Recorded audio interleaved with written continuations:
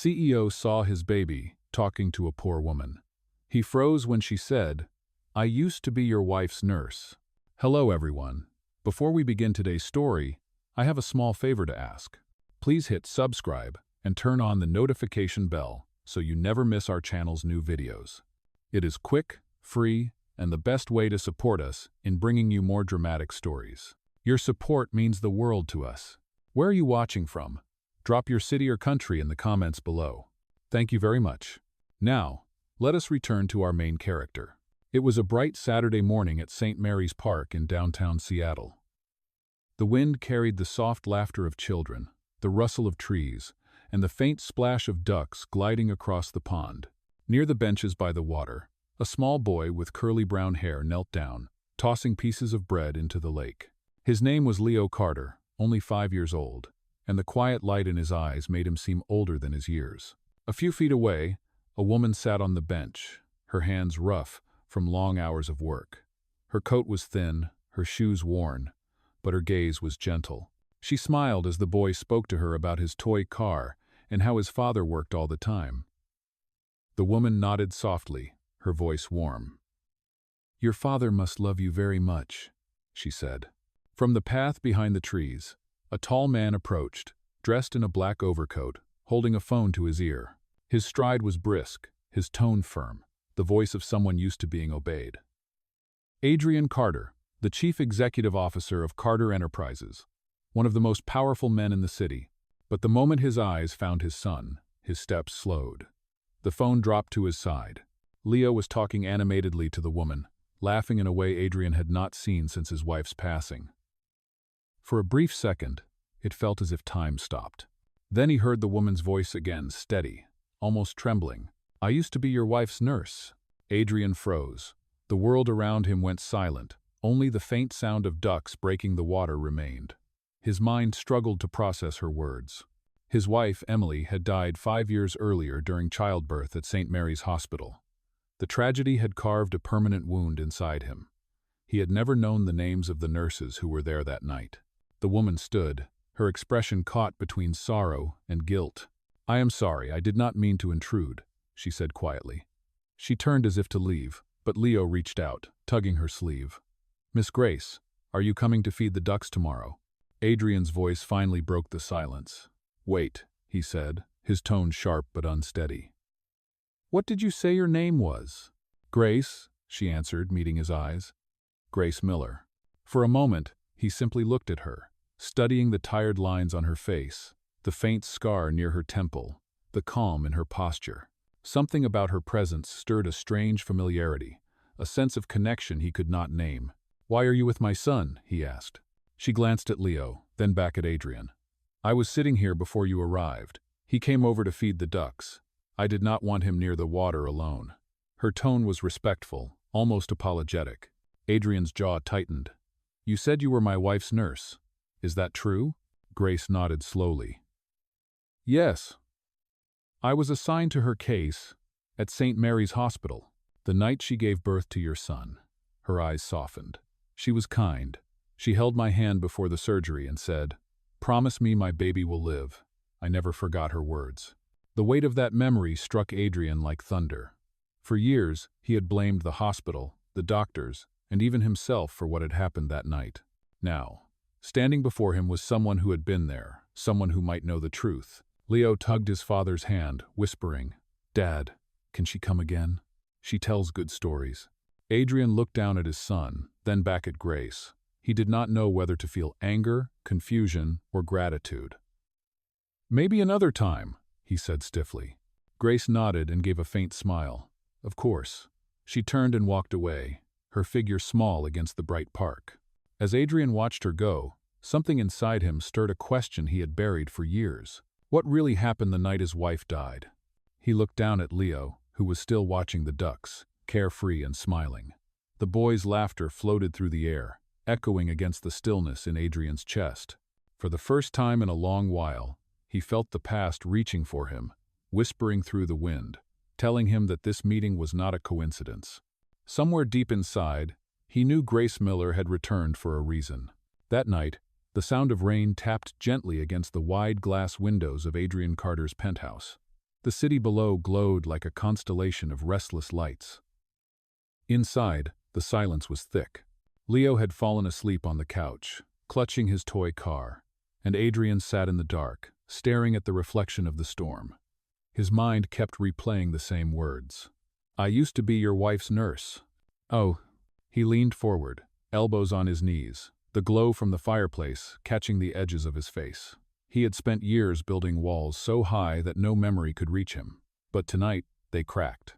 The sound of her voice, gentle and trembling, had pierced through everything. Grace Miller. That name had been on the report from St. Mary's Hospital, but he had never read past the first page. He had wanted to forget. He took a slow breath, opened his laptop, and pulled up the archived files.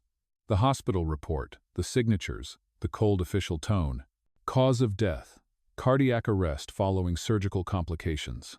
He had memorized those words 5 years ago, but now they looked different. They felt incomplete. There was no mention of the nurse's statement. No full record of what had happened before the monitors went flat. He closed the computer, the weight of guilt pressing harder on his chest. He had always blamed himself. He had been at a meeting that night, trapped in a hotel conference room while his wife fought for her life. He arrived too late, only to see the covered stretcher wheeled down the corridor. He had promised her he would always protect her and their child. One promise had survived, the other had not. The clock read 1:15 in the morning. He rubbed his temples and rose quietly, walking to Leo's room. The boy slept peacefully, one arm around his stuffed bear. Adrian knelt beside the bed, brushing a curl from his son's forehead. "Your mother would have loved you so much," he whispered. Leo stirred, murmuring softly in his sleep. The next morning came with gray clouds. Adrian dropped Leo off at preschool, forcing a smile he did not feel. On the way back, his car passed St. Mary's Hospital. He had not set foot inside since that night. But something inside him shifted. He told his driver to stop. The hospital smelled the same sterile, distant, and faintly metallic. The sight of the white corridors made his throat tighten. He walked through the main hall, nodding to a nurse who greeted him politely, unaware of who he was. On the 4th floor, he stopped at the framed plaque listing the staff who had served in the maternity ward 5 years earlier. His eyes traced the names until he found it. Grace Miller, registered nurse. She had told the truth. She really was there. Adrian stood silently for a moment, then left the building. The drizzle outside turned heavier, blurring the streetlights. He got into the car, his reflection in the window pale and tired. Something about that woman's eyes kept haunting him, sincere, steady, and filled with regret. He could not tell if she was hiding something or if she simply carried the same wound he did. That evening, he attended a board meeting at Carter Enterprises. The long table gleamed under the cold fluorescent light. His chief financial officer, Marcus Hale, was reporting on quarterly losses. Words like merger, liabilities, and shareholder concern filled the air. Adrian listened, but his thoughts wandered back to the park. "Adrian?" Marcus's voice broke through. "You seem distracted." "I am fine," Adrian said shortly. "Continue." The meeting dragged on for another hour. When it ended, Adrian walked alone through the empty corridors of his company. The hum of the city faint through the glass walls. He paused by a framed photo of his late wife holding newborn Leo. Her smile was tired but radiant. Underneath, her handwritten message still read, "Always choose kindness." His phone buzzed. It was a message from the preschool teacher. "Leo had a slight fever this afternoon. He is resting now, but please keep an eye on him tonight." Adrian's heart jolted. He called home immediately, but the nanny sounded calm. "He is asleep, sir. But his temperature is a little high. I will keep checking." I'm saying, he drove home faster than usual. When he entered the apartment, the nanny met him with worry in her eyes. His fever went up suddenly. I was about to call the hospital. Adrian rushed to Leo's room. The boy's skin was flushed, his breathing shallow. Panic cut through him. Without thinking, he scooped his son into his arms and said, "We are going to the hospital, now." Minutes later, the black sedan pulled up to the emergency entrance of St. Mary's Hospital. Rain poured harder, soaking his coat as he ran inside carrying Leo. Nurses at the desk reacted immediately. "Fever of 104 degrees, one of them said, checking the boy's pulse. "Please, do something," Adrian said, voice breaking. Take him to room 6, another nurse instructed. As he followed, the door to the examination room opened, and he froze. Standing there in a pale blue uniform, her hair tied back neatly, was Grace Miller. Their eyes met, shock mirrored in both. "Mr. Carter," she said softly, recognition dawning in her voice. "Let me help your son." For a second, Adrian hesitated, but Leo whimpered, reaching for her. Grace stepped forward, calm and sure. "It is all right, Leo. You will be fine." Adrian's grip loosened. He watched her place a cool hand on his child's forehead, her movements precise yet tender. In that moment, the sterile white room seemed to fill with warmth. The storm outside raged on, but something inside Adrian began to quiet. He did not know it yet, but this night would be the beginning of everything: truth, healing, and the unraveling of a secret that had waited 5 years to surface. The sound of the heart monitor filled the quiet hospital room, a steady rhythm that matched the soft rise and fall of Leo's breathing. The storm outside had faded into a distant drizzle, and the fluorescent lights overhead glowed softly, casting calm shadows on the white walls. Grace Miller adjusted the child's blanket, her hands gentle and sure. The fever had begun to break. Adrian stood near the window, watching the city lights flicker beyond the glass. His soaked overcoat hung from the chair behind him, forgotten. For the first time in years, he felt powerless again, helpless the way he had felt the night his wife died. But this time, the woman in the room was not a stranger from a hospital chart. It was the same nurse who had been there, the one who had seen what he had never seen. Grace spoke softly without turning around. "He is stabilizing. The fever is going down. You brought him in just in time." Her voice was calm, steady. The voice of someone who had seen fear and knew how to quiet it. Adrian looked at her, studying the faint exhaustion around her eyes, the quiet strength in her posture. "Thank you," he said quietly. Grace nodded, checking Leo's pulse again. "He will need to stay overnight for observation, but I think he will be fine." She glanced up at him briefly. "You can stay with him if you like. I am not going anywhere," Adrian replied. For a long moment, the room was silent, except for the steady hum of machines. Grace finally sat down beside the bed, writing notes on the chart. Adrian noticed the faint tremor in her hand. "How long have you been working here?" he asked. 7 years, she said, not looking up. "I transferred to the pediatric wing after—" She hesitated, the word caught in her throat. "After your wife passed away." Adrian's jaw tightened. "So you remember that night?" "I do," Grace answered softly. "Every detail." He took a step closer, his voice lower now. "Then tell me something, Grace. Was it really a cardiac arrest? Or was there more that I was never told?" She looked up slowly, her eyes meeting his. There was pain there, and something else: hesitation, fear, maybe guilt. "I do not think this is the right time," she said quietly. "Your son needs rest." Adrian frowned. "I deserve to know the truth." Grace set the chart aside, folding her hands. "It was a complicated birth. There were mistakes made, not by your wife, not by me, but by people who wanted to keep their reputation clean. I tried to report it, but my statement disappeared from the file. I was told to stay quiet if I wanted to keep my license." His chest tightened. "Who told you that?" "The head of surgery," she said simply. "Dr. Nathan Cross. He was close to your company's medical board. He called it a medical complication, but I knew better. Your wife could have lived if the order to delay the surgery had not been given." Adrian's hand clenched at his side. "You mean she died because someone wanted to protect their image?" Grace nodded slowly, her eyes glistening. "I am sorry. I wanted to tell you, but I was threatened with termination. I left the maternity ward soon after. I never forgave myself for staying silent." For a long time, neither of them spoke. The machines hummed softly, the rain tapping again against the window. Adrian's gaze drifted to his sleeping son. The truth he had begged for was finally here, but it tasted like ashes. Grace stood quietly, adjusting Leo's blanket again. "I am telling you this now because you asked. But please understand, I have nothing left to gain or lose. I only wanted to keep him alive tonight." Adrian's throat felt dry. "You have done more than that," he said, his voice low. "You may have saved us both." She gave a faint smile, weary but genuine. "Then that is enough for me." He looked at her for a long time. "Why did you come back here, Grace? Why St. Mary's again after everything? Her answer was simple. Because this is where I failed once, and I promised myself I would not fail again. The door opened slightly as a nurse peeked in. Visiting hours are over, sir. Adrian nodded. I will stay until morning. When the nurse left, Grace gathered her clipboard and stood by the doorway.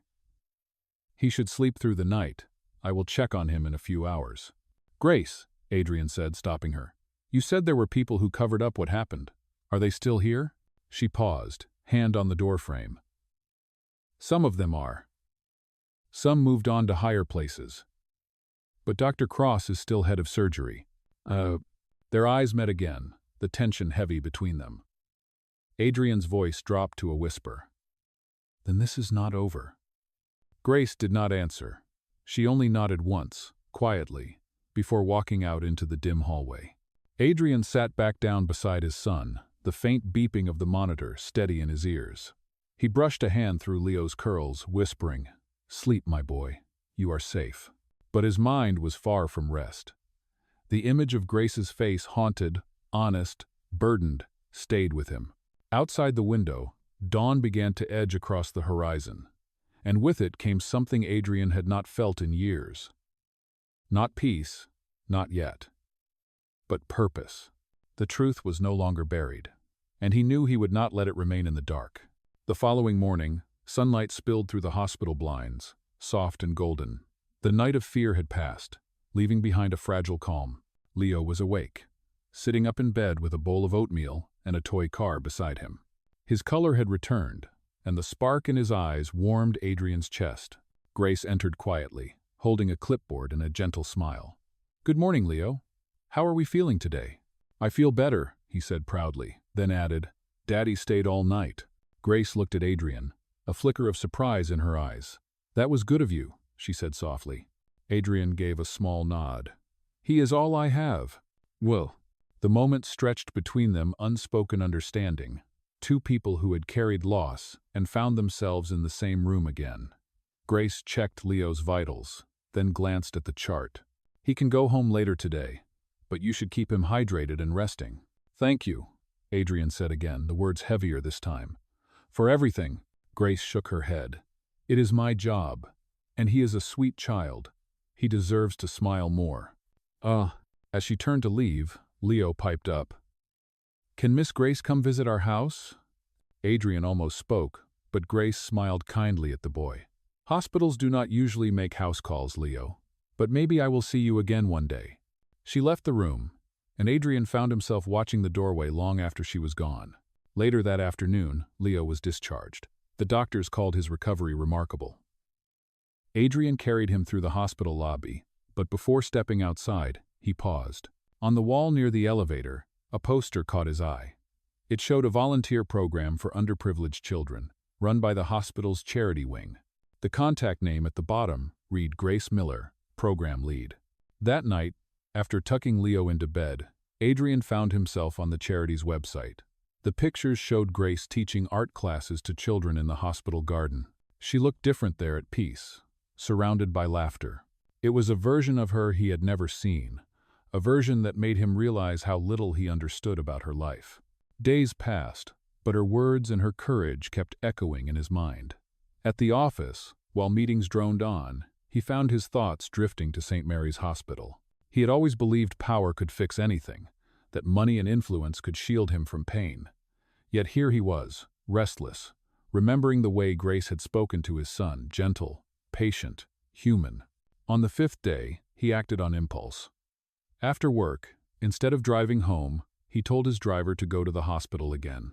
The volunteer center was on the lower floor, a small space filled with bright drawings taped to the walls. Through the glass, he saw her. Grace was sitting at a table with 3 children, painting paper butterflies. She laughed at something, one of them said, her expression unguarded and warm. When she looked up and saw him through the glass, surprise flickered across her face. She excused herself and stepped into the hallway. Mr. Carter, she said, wiping paint from her hands. Is everything all right with Leo? He is perfectly fine, Adrian replied. I just wanted to thank you again properly this time. She hesitated, sensing something deeper in his tone. You do not need to. Yes, I do. he interrupted quietly. You did not just treat my son. You told me the truth when no one else would. Grace lowered her gaze. Sometimes the truth costs more than silence. Maybe, Adrian said, but silence can destroy everything left behind. She looked up at him, and for the first time, she saw not the commanding chief executive officer, but a father, a man weighed down by guilt and longing. The children inside called for her, breaking the moment. Grace smiled faintly. I have to finish the class, but I am glad Leo is better. Oh, Adrian nodded, his voice soft. He keeps asking when he will see you again. Grace's smile deepened just enough to reach her eyes. Tell him I said to keep feeding the ducks. As she turned back toward the classroom, Adrian stood watching her through the glass once more. The sound of children's laughter floated into the hallway, bright and pure. For the first time in years, he did not turn away from it. He let it wash over him like sunlight, carrying with it the quiet, unfamiliar feeling of hope. 2 weeks later, the morning news sent ripples through the city. Reports surfaced about malpractice allegations at St. Mary's Hospital. The headlines mentioned missing medical files, forged reports, and the possible involvement of senior officials. Adrian sat in his office reading every line, his pulse steady but his mind racing. The article named one man as the focus of the internal inquiry, Dr. Nathan Cross. Grace's warning was true. That afternoon, Adrian returned to the hospital under the pretense of a donation meeting. The board members greeted him with polite smiles, unaware of his real purpose. In the hallway, he saw Grace walking quickly, a file pressed against her chest. Her face looked pale, eyes clouded with worry. Grace, he called softly. She turned, startled. Mr. Carter, you should not be here. It is not safe. What is happening? They found out I spoke to you, she said quietly. Dr. Cross accused me of leaking confidential information. I have been suspended pending investigation. Anger flared in his chest. You told the truth and they punished you for it? Grace nodded. I expected it. But what hurts most is that they will keep covering it up. They are already rewriting the reports. Adrian took a step closer, lowering his voice. Give me everything you have. Every document, every statement. I will not let them bury this again. Her eyes widened. If you get involved, they will come after you too. Let them, he said firmly. I have lived with guilt long enough. It ends now. Grace hesitated, then handed him the folder. These are copies of the original records from the night your wife died. I kept them hidden because I knew one day someone would need the truth. He took the file, his grip tightening. You did the right thing, Grace. As she looked at him, fear flickered across her face, but also relief. Be careful, Adrian. These people are powerful. He gave a faint smile. So am I. That night, alone in his study, Adrian opened the file. Inside were handwritten notes, timestamps, and a single page signed by Grace Miller. The final line read, Procedure delayed by direct order from Dr. Nathan Cross. The truth was no longer a mystery. It was evidence. Outside, the wind howled against the tall windows of his penthouse. Adrian closed the folder slowly and whispered to the empty room. Emily, I'm going to finish what you never got to see. I promise. Far across the city, Grace packed her belongings into a small box, uncertain if she would ever work again. Yet beneath the fear, there was peace. For the first time in years, the truth was finally in the right hands. The following days moved like a storm that refused to rest. Adrian barely slept. The evidence Grace had given him sat locked inside his briefcase, but its weight followed him everywhere. He replayed her words in his mind. They will come after you too. She was right. Within 48 hours, his company's legal department received an anonymous complaint accusing him of interfering with hospital investigations. Someone was already striking back. By the third morning, the situation had escalated. A television reporter waited outside Carter Enterprises, microphone ready. Questions flew the moment Adrian stepped from his car. Mr. Carter, are you aware of the malpractice scandal involving your company's medical partners? Did you have prior knowledge of the incident 5 years ago? He gave no answer, only a calm stare. Inside, his assistant met him with urgent news. The shareholders are panicking, she said.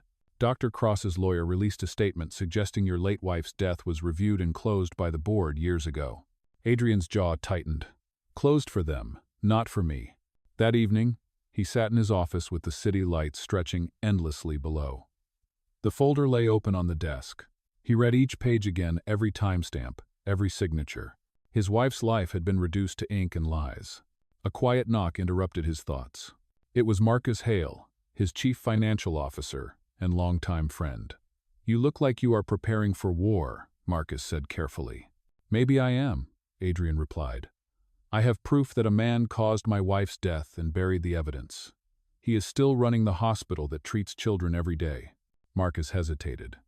"If you go public, it will destroy the partnership between the hospital and your foundation. The board will revolt." Adrian leaned back in his chair. "Then let them revolt. I would rather lose everything than live with this secret another day." Marcus studied him for a long moment before nodding. "Then you will not stand alone. I will handle the media. You handle the truth." That night, Adrian drove back to St. Mary's Hospital. The rain had started again, soft and relentless. He parked near the side entrance and sat in silence, watching the lights flicker inside. A memory surfaced the night Emily had been admitted, the sound of monitors, the call that came too late. He gripped the steering wheel until his knuckles turned white. "No more lies," he whispered. He stepped out of the car and walked through the empty hallway to the records department. The clerk recognized him immediately. "Mr. Carter, it is after hours." "I will only be a minute," he said.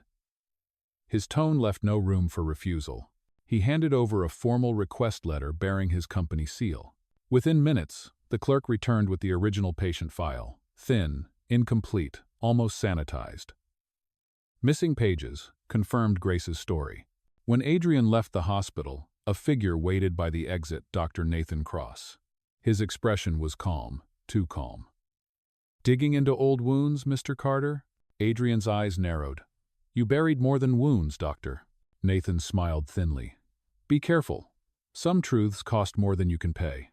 Adrian stepped closer. "The cost of silence was my wife's life. I will pay anything to end that debt." They stared at each other, the air between them, thick with quiet fury. Then Adrian turned and walked away, the rain washing over his coat. Back in his car, he called Marcus. "Prepare a press conference," he said. "Tomorrow morning. We are going to expose everything." As he hung up, lightning flashed across the skyline, illuminating the hospital tower like a monument of guilt. For the first time in 5 years, Adrian felt clarity instead of pain. Grace had given him truth. Now he would turn that truth into justice. And far across the city, in her small apartment, Grace watched the same storm through her window. She whispered to herself, "Please, let this bring peace to her soul." Then she closed her eyes, unaware that the battle for truth had already begun. The morning of the press conference arrived, gray and heavy with fog. The lobby of Carter Enterprises buzzed with reporters, cameras flashing like lightning. Adrian stood behind the podium, calm but unyielding, his voice steady over the hum of whispers. 5 years ago, he began. My wife, Emily Carter, died during childbirth at St. Mary's Hospital. I was told it was an unavoidable complication. It was not. The room fell silent. Every camera turned toward him. New evidence, he continued, reveals that her procedure was deliberately delayed by the order of Dr. Nathan Cross. That decision cost her life. The hospital's administration covered the truth to protect its image. That ends today. He placed the folder on the podium and opened it, showing copies of Grace Miller's notes. This is the full report that disappeared from the hospital archives. It includes timestamps, witness statements, and proof of misconduct. I am releasing it publicly so that no one can bury it again.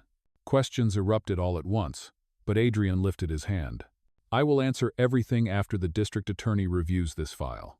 For now, all I will say is this: justice delayed does not have to be justice denied. By the time he stepped down from the podium, the air outside was filled with the roar of news vans and sirens. His phone buzzed with messages, calls from investors, journalists, even friends begging him to stay quiet.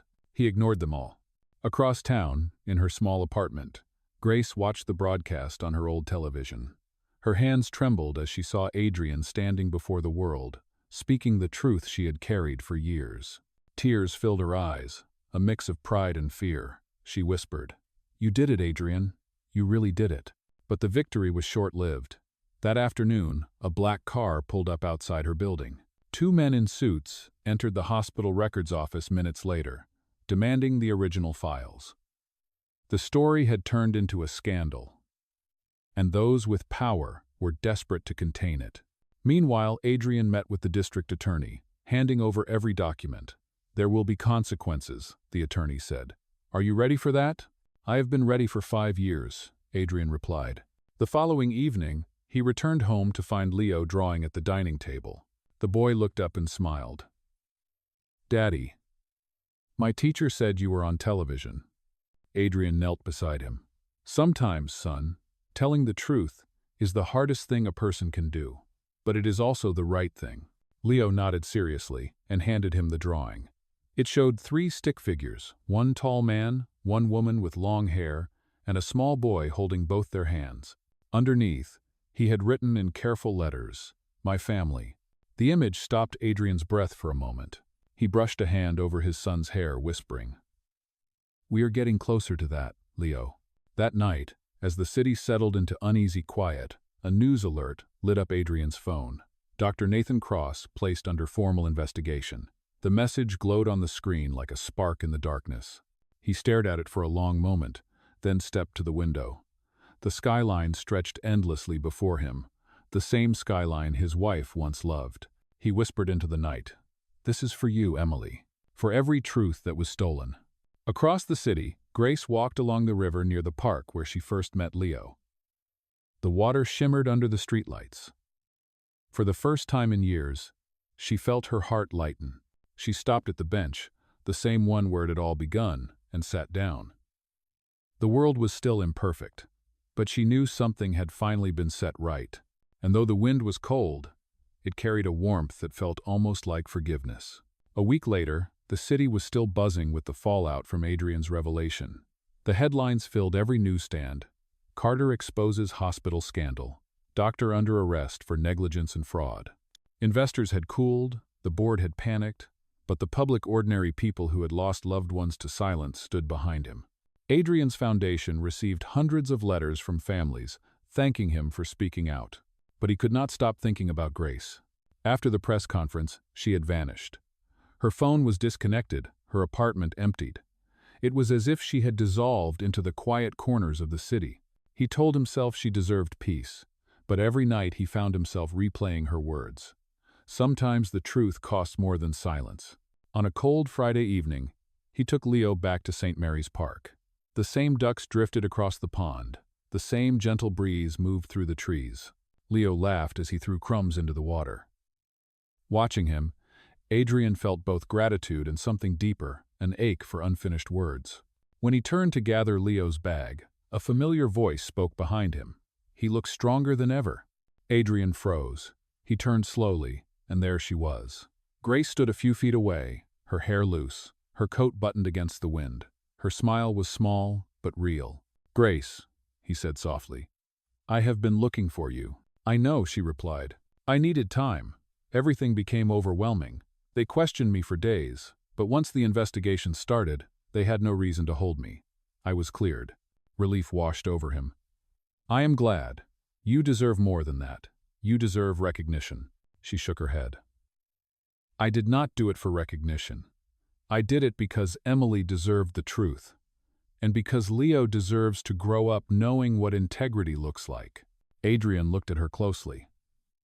"You saved him twice, Grace. First, in that hospital room, and now by helping me face what I was too afraid to confront." She lowered her gaze. "I only did what I could. We both had something to heal from." Leo ran over then, holding a duck feather. "Miss Grace, you came back." She crouched, accepting the feather with a laugh. "I promised you I would feed the ducks again, remember?" The boy nodded, grinning. "Daddy said you are brave." Grace glanced at Adrian, her eyes shining. "Your father is brave too." As the sun began to sink, the three of them stood by the water, the light turning everything gold. The pain of the past no longer felt like a weight. It was a bridge between them, something that had led them here. Adrian finally spoke, his tone quiet but sure. "I started a new foundation this morning. It is called Life in Her Name. It will protect nurses and doctors who report wrongdoing. I want you to run it with me. Grace's eyes widened. Me? You are the reason it exists, he said. You gave your voice when no one else would. I need someone who understands what healing really means. She hesitated, the wind stirring her hair. I do not know if I am ready to work beside you again. He smiled gently. Then just start by walking beside me. For a moment neither spoke, then she nodded slowly. All right. Leo slipped his small hand into hers, and Adrian watched as she smiled down at him. The light around them softened, wrapping the three figures in quiet peace. For the first time in 5 years, Adrian Carter felt something that had been missing from his life. Not just justice, not just truth. It was healing. Spring came early that year. The city felt lighter, the air filled with blossoms and sunlight after months of rain and scandal. St. Mary's Hospital had changed its board, and the investigation had closed with Dr. Nathan Cross sentenced for malpractice and obstruction of justice. For the first time, the halls of the hospital no longer whispered secrets, they echoed with renewal.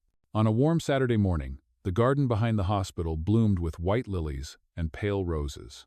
A new sign stood at the entrance: the Emily Carter Healing Garden, dedicated to truth, compassion, and care. Families gathered, nurses smiled, and children ran among the flowers. The foundation Adrian had promised, Life in Her Name, had opened its doors that week. And standing beside him on the small platform, looking both proud and humble, was Grace Miller. She wore a simple blue dress, her hair tied back in the same soft way she had worn it that first day in the park. The sunlight caught her eyes, making them glimmer with quiet strength. Adrian stepped up to the microphone and spoke to the crowd. This garden is not built on sorrow, he said. It is built on courage. The courage to speak, to heal, and to believe that love is stronger than silence. He looked toward Grace as he said it, and she smiled back, small, real, unguarded. After the ceremony, the crowd slowly thinned. Volunteers placed flowers by the memorial stone that read, "In memory of Emily Carter, her kindness lives on." Leo ran between them, chasing butterflies, laughter ringing through the air. Grace knelt beside the stone for a moment, resting her hand gently on the engraved name. "You will always be remembered," she whispered. Adrian came to stand beside her. "She would have liked you," he said quietly. "She believed in people like you, people who care without expecting anything in return." Grace turned her head slightly. "And she would be proud of you. You kept your promise." He took a slow breath, then reached into his coat pocket. "There's something I want you to have." He opened a small box, revealing a silver ring engraved with the same words carved on the garden's plaque: truth, compassion, and care. Grace stared at it, speechless. "Adrian," he smiled gently, "I am not asking for anything grand, just the chance to start over. Not as the man who lost everything, but as the one who finally understands what matters." Tears welled in her eyes, not of sadness, but of release. She nodded once, unable to speak. Adrian slipped the ring onto her finger, and the crowd nearby burst into quiet applause, as if the world itself had been waiting for that moment. Leo ran up, holding a single white lily. "Daddy, is Miss Grace staying with us forever now?" Adrian glanced at Grace, his voice warm. "Yes, Leo, she is staying." Grace laughed softly through her tears and hugged the boy. "Only if you promise to keep feeding the ducks," she whispered. The three of them stood together under the blooming archway, surrounded by sunlight, laughter, and peace. For the first time, Adrian did not feel the weight of the past pressing on his shoulders. He felt Emily's presence not as pain, but as grace, guiding him toward a future she would have wanted. And as the wind carried the petals across the garden, he knew this was not the end of a story, it was the beginning of a life finally healed. Love had found its way through loss, and truth had brought them home.